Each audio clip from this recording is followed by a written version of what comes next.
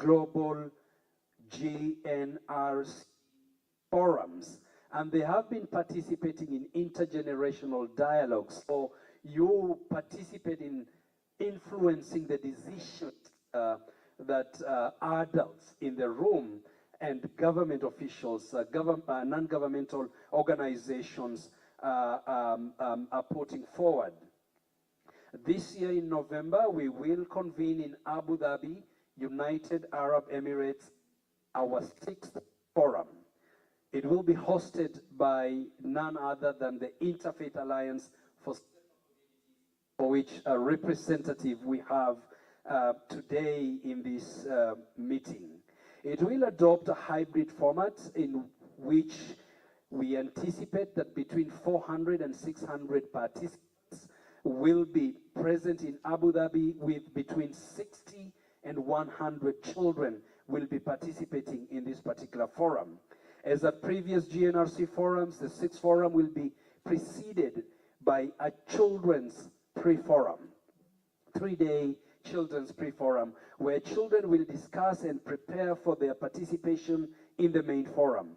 Within the organizing team for the 6th forum, we have already have a children's participation task force members that are intentionally working with children and will work with the Children's Advisory Group to select, together with the GNRC coordinators, select the children that are going to participate in this particular forum that will take place in Abu Dhabi, United Arab Emirates.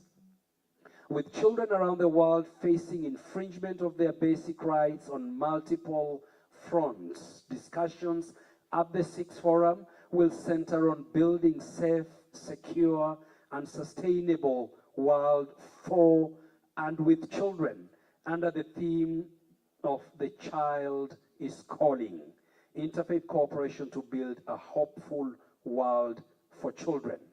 The theme, "The Child is Calling," reflects and reminds us of our aim to ensure that we listen to children with empathy and with respect, welcome their wisdom and gifts, and work side by side with them to address challenges that they face and build a better, more hopeful world.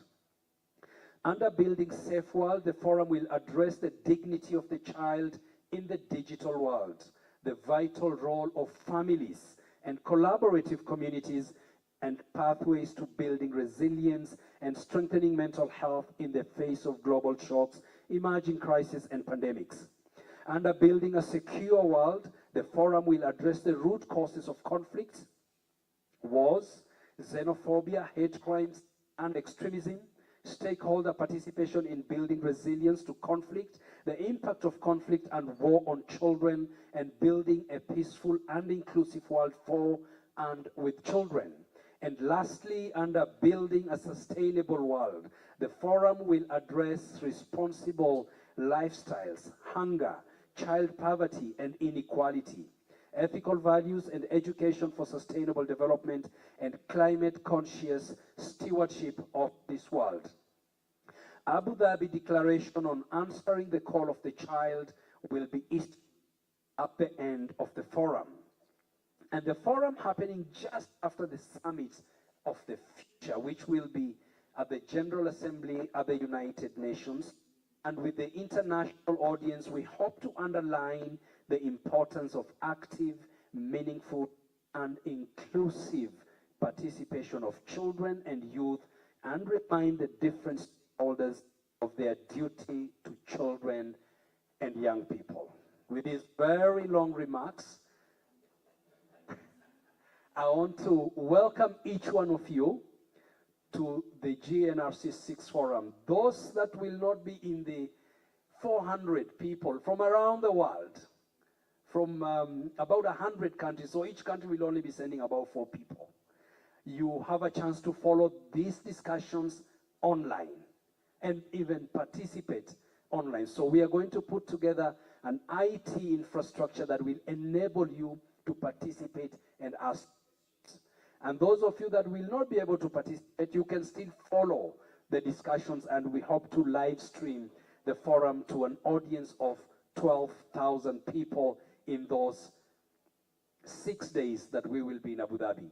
Faraz and his team in Abu Dhabi are working extra hard now to ensure that all preparations are done and that we are going to have not only a successful forum, but a forum that will look into the future and will walk into the future with the children and young people around the world. Thank you, and God bless all of you.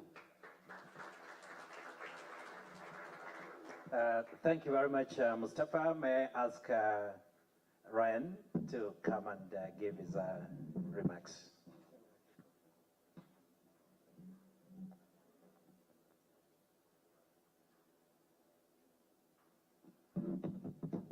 Good morning. I have to apologize for using my laptop. Both my home computer and my work computer, the printers aren't working, and so I couldn't print out anything before coming. My name is Ryan Coe, and I represent the Church of Jesus Christ of Latter-day Saints, and over the years in New York City, I've worked a lot with Arigato on various things. I really like Arigato and the organization and the initiatives and everything that they do. But I'm also speaking today in my capacity as a global citizen. Because there are so many kids in the room, I want to tell you about when I was 15 years old. So when I was 15 years old, my parents said that I could be an exchange student. And so I left home and I went to Austria, and I was in Austria for an entire year.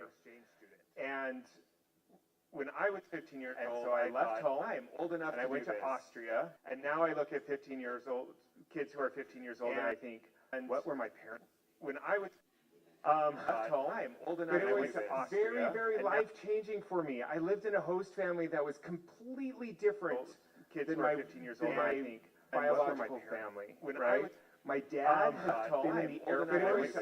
My mom was very life-changing for me. I lived in a host family that was completely different. As conservative as you could get. My host family, my mom was my dad had been in the Air Force.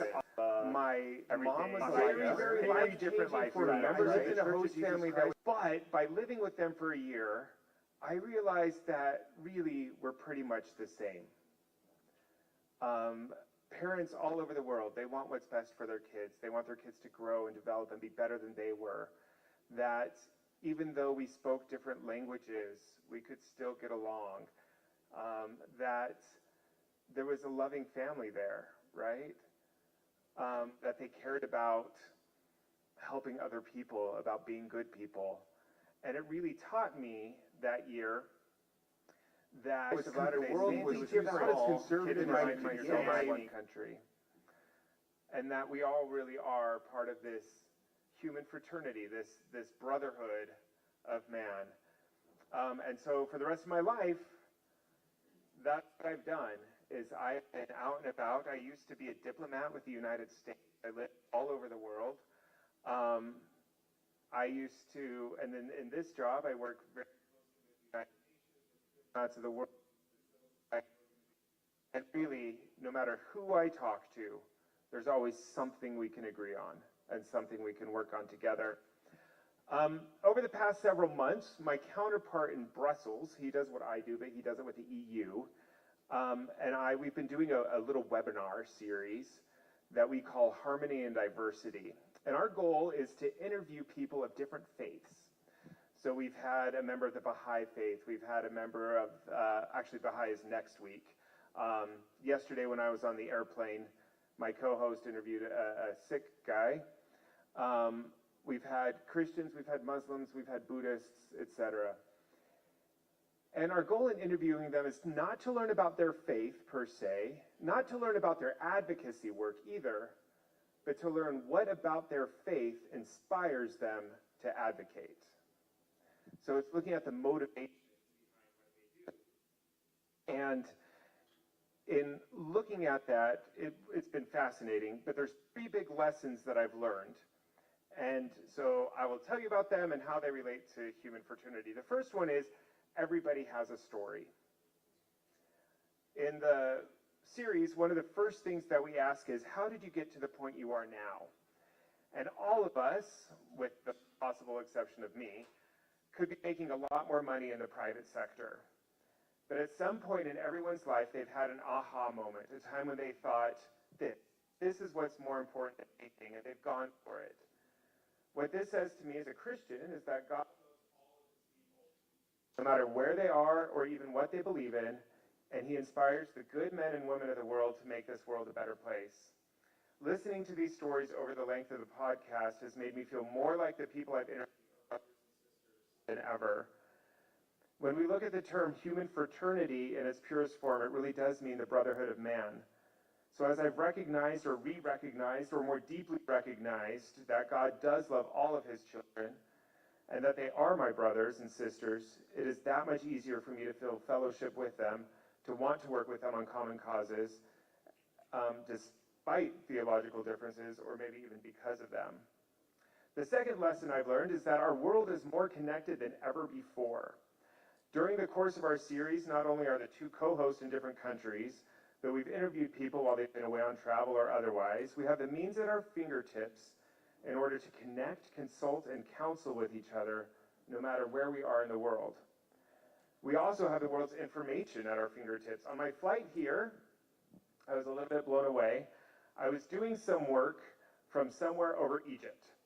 So I'm on a plane, it's 11,000 meters in the air, and I am doing research on my laptop, I'm texting my wife, I'm writing a concept note, and I'm finalizing these remarks. From an airplane. It's so amazing. And so we can stay connected, and we can do so much more and have deeper connections than we can even have on social media, right? We can use these opportunities to truly engage, to follow up with people, to see how they're doing, to reach out and connect. And the third lesson I've learned is that everybody needs help. And that's not to say that everybody in a desperate situation or needs humanitarian assistance, although there's plenty that need that and there's plenty of others that can give. But it's that any of the issues that we're working on is much bigger than any one individual. It also means that when we're working on an advocacy cause for one group of individuals, we should be simultaneously wondering how we can apply those same principles to people not normally in our immediate environment. Too often, however, maybe because we've been burned in the past, or we think we'll be ceding ground if we work with others, we try to go it alone. Now, those of you who are here, most of you who are here, have worked in a multilateral context, right? You've worked with large groups of people, whether it's at the United Nations, the African Union perhaps, etc. And can you imagine what would happen if there was one country that was like, this is what we should do, and nobody was there to help them, right? We need to work together. Nobody can do it alone. We need to be willing to lend our support, even when policy areas don't align directly with what we're doing. There is always some kind of overlap with other groups where we can put our efforts. So with my last remaining minute or so, I'd like to sum up my remarks with an experience I just had on Tuesday. So I decided to not make a vacation out of it, but I also had to do some meetings in Germany. So I left New York on Monday, went to Germany, spent all meeting with various people, and then I flew down here yesterday. So I'm in Germany, and there's campaign posters everywhere. And my host says, there's always an election in Germany. It's some kind of local election or national election, there's always an election. But in Germany, much like the rest of the world, there's a right, very anti-immigrant nationalistic party. There's another party that's trying to balance that and counteract that, right? And this other party, I forget what the name is, they had a huge billboard. And the billboard had their campaign slogan, which used a little bit more colorful language than I'm going to use right now. But the campaign slogan was, "Don't be a jerk." And that's really what it all comes down to.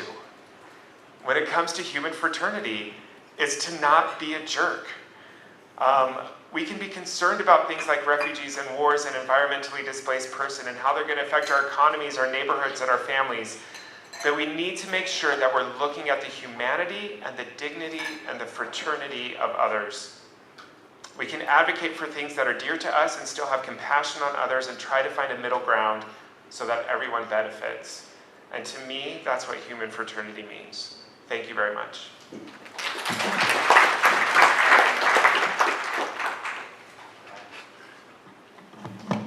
Thank you very much, Ryan, promoting human fraternity, empowering future generations.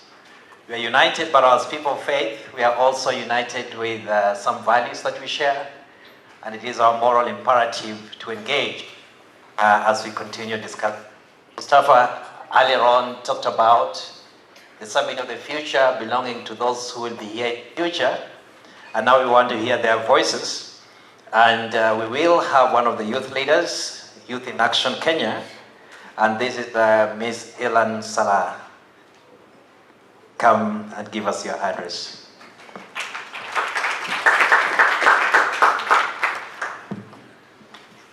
Good afternoon, everyone. I hope you're all doing well. My name is Ilhan Ali Salah, and as Rev has mentioned, I'm an active member of the initiative since 2021, where I have been mentored and have been empowered as a youth. Currently, I work with the UNEP Faith for Earth Coalition, where I collaborate with diverse stakeholders to promote environmental sustainability through interfaith dialogue and action. In addition to my professional role, I'm pursuing my Master's in International Relations at USIU Africa, and my experiences and interactions as a youth have equipped me with a deep understanding of the importance of meaningful youth participation in shaping our collective future. And we do realize that there's a difference between participation and meaningful participation, right? Yeah. So meaningful participation is the active engagement in decision-making processes, where the youth and the young people's voices are heard and seen, and not only seen and heard, but also acted upon, right? There's a difference between if I just voice my opinion versus if my opinion is acted upon. So meaningful participation goes beyond the mere presence or inclusion of young people and emphasizes on the depth of involvement. As young people, we have faced various barriers to meaningful participation, including limited access to resources and opportunities, systemic age, discrimination, and even cultural norms. There are cultures whereby a young person of a certain gender might not address people of older generations or people of different genders. Such barriers can be overcome through targeted interventions, not just any interventions, but targeted interventions, such as providing mentorship and leadership training to the youth, creating very inclusive spaces for dialogue, and addressing structural inequalities that limit youth engagement. As we all know, the youth and the young people are very tech savvy, right? Platforms give us and offer very powerful tools for amplifying our voices as young people and promoting our empowerment. By leveraging these platforms, young people and the youth can connect with one another and share their perspectives and advocate for change on a global scale. However, it's very essential to ensure all young people have access to this technology as well as the digital literacy skills so that they're able to all participate effectively without leaving one party outside the conversation. Another thing, if the youth are not informed, they cannot participate meaningfully. So education plays a very crucial role in empowering the young people to become active participants in their communities, where they're included in the youth, in the decision-making processes from the onset, from the inception. By providing quality education that emphasizes critical thinking, communication skills, and civic engagement, young people can develop the confidence and the knowledge to contribute meaningfully to the society and to their future. Mentorship programs also go further and support the growth by providing guidance, support, and opportunities for leadership development. Governments and institutions can also create inclusive spaces for young people to engage in dialogue and in decision-making processes by adopting policies and practices that prioritize the youth representation and participation. This includes, for instance, establishing youth councils or advisory boards, integrating youth perspectives into policy-making processes, and investing in youth-led initiatives and projects. whereby the youth are included in the decision-making processes from the onset, from the inception, so that they're able to participate rather than just getting maybe an invite or maybe the agenda later on. That limits their participation. So inclusion of youth from the beginning, from the onset, will really empower us as young people, and we are really looking forward to shaping our futures. Thank you so much.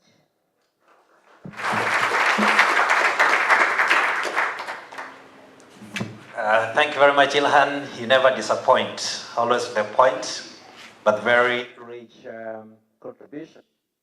Three words that came from your reflections that we'll keep on hearing as we approach the Summit of the Future is inclusion, innovation, and impact. And we have to find our ways in which we weave along those. But as we hear the voice of the future, empowering the future generation, I'd like to welcome Raymond and Francisca to give us the last address. Raymond and Francisca, please do come. There are people listening, and we'll have some time of reflecting on all these good things that we are hearing. Do you want to use this, or you want to stand there? We might not see some of you. If it's Raymond, you want to come here?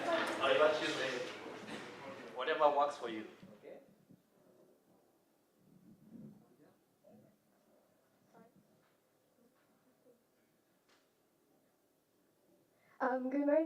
Good afternoon, everyone. Good afternoon. Or some of you want me to say hi. Hi, everyone. Hi. Yeah, hi. So good afternoon and hi. My name is Francisca. My name is Raymond. I'm 13 years old, in year 9. I'm 10 years old and I'm in year 5.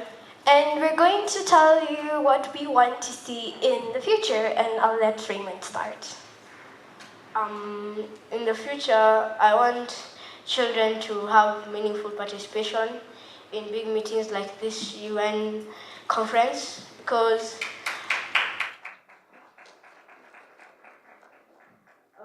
meaningful participation means that your voice gets heard and respected. So if children can say their challenges and look for ideas to solve them, like the floods, we can build a better Kenya and a better world. Thank you. So meaningful participation is basically means children's and young people's or opinions are taken seriously and are considered. So what I would like to see in the future is to create safe spaces for young people and children to engage in dialogue and decision-making processes, like the United Nations meetings, governments, and institutions. And first up, I like people to provide opportunities for children, because like some of us are here, but other children do not know that this meeting is actually happening.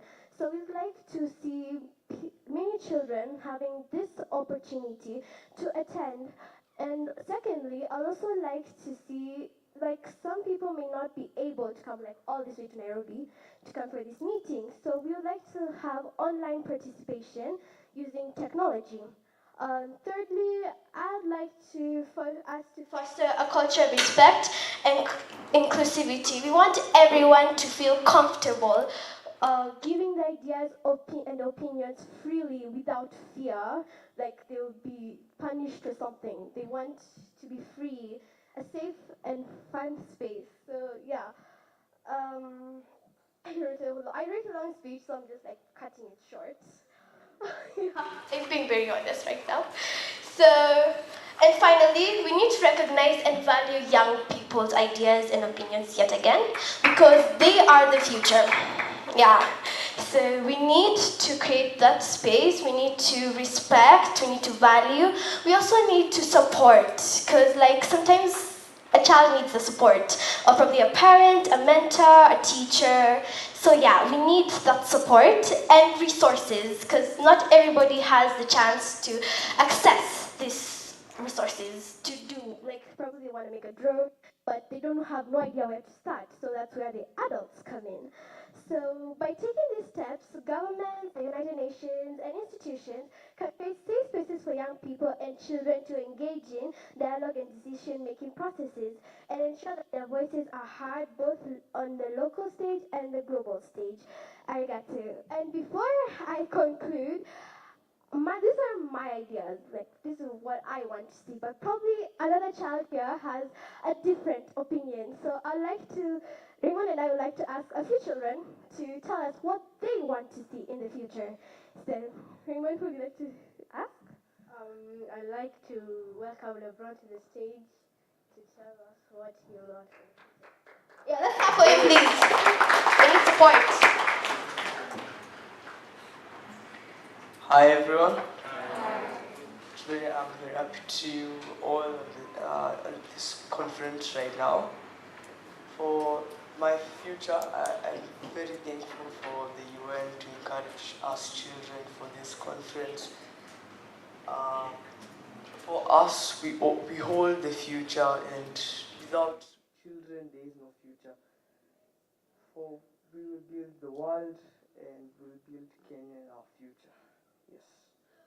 Thank you, LeBron. Let's clap for him, everybody. Thank you. Who else would like to tell us what they want to see in the future? Children, please, and young people. Yes. Raise your hand, please. Oh, yes. Please come to the front. Please clap for him. We need the support. Thank you. Hi. Please introduce yourself and tell us what you want to see in the future. So my name is Benson Victor, and what I'd like to see for the future is that all of us are involved, and in this involvement, as they have said, is that we have a country or maybe nations whereby we don't have jobless youths, because right now, how can we build our future if we don't have maybe jobs?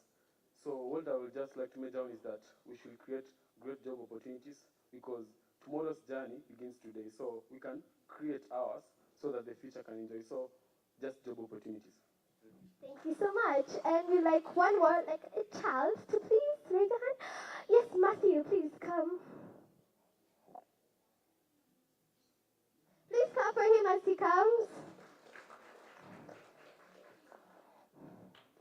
Yeah, please introduce yourself and what you'd like to see in the future.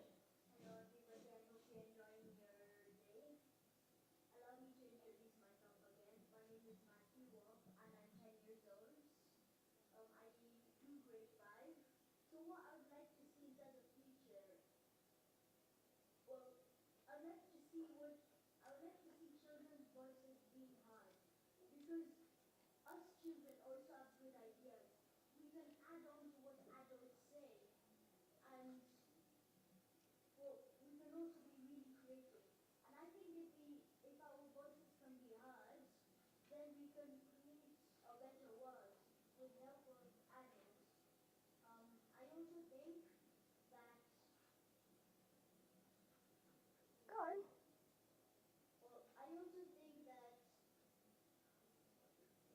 It's okay. It's okay. Come, let's clap for him. Let's clap all of them. So thank you so much. You've heard we want to see inclusivity, we want respect, we want our voices to be heard, we want to be seen. So thank you so much. Let's appreciate them. Wonderful. Not only the voices of the future, but also today, and the same three words keep on coming: inclusivity, whether it's through intergenerational dialogue and engagement, creativity or innovation, and impact. As we shift gears now to group work, I just want to remind you that every voice, every idea is valid and legitimate. So when we get into our groups, kindly share. There's some guiding reflections and notes. We will pick up all this, and then we'll also have another reflection. We'll pick up all this, and then we'll also have another reflection. All these ideas and all this information that is coming. We will try and see how some of this can be weaved into some of the statements that will be coming out of the complex. There are a number of spaces that we can weave in some of the ideas, whether it's only one that come out of here or two, regarding our reflections today. But let me welcome Michael now to divide us into the groups. and give us direction on how we'll be reflecting further on what we've heard, and also some guiding questions. Thank you. Thank you very much, Reverend Fred. My name is Michael Adibua. I'm a Law International. I support the team on the right to sustainable development. I support the team on the right to sustainable development. I support the team on the right to sustainable development. I support the team on the right to sustainable development. Each discussing one of the important elements of our theme. Each discussing one of the important elements of our theme. Each discussing one of the important elements about our theme. Each discussion one of the important. Each discussion human dignity. one of 5 and 6 we'll talk about building resilient communities. So let me just ask my colleague Nyambura to tell us how we want to put the tables together. Awesome. So on your tables, you'll see numbers written with a small piece of paper, 1, 2, 3, 4, 5, 6. Those are the 6 tables that we'll use. If your table does not have a number, we welcome you to join the ones that do have a number. And then we also have friends who didn't have space at the table. This is your time. So please join a table, at least 3 or 4 people. Tracy will show you. Come and join the tables. Then after you situated yourselves in the tables, we will lead the facilitators to their respective places. We will tell you how much time you have and how to proceed from there.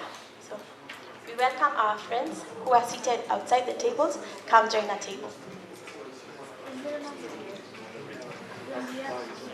just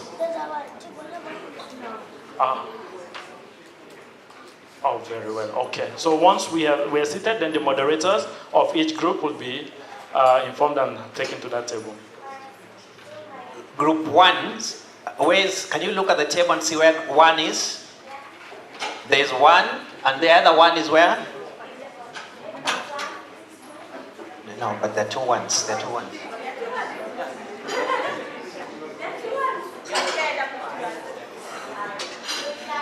Two 1s, 2 2s, and 2 3s. There's a group 1 there, there's group 2. Which one is this one? This is for, which one is that one? Which one is this one?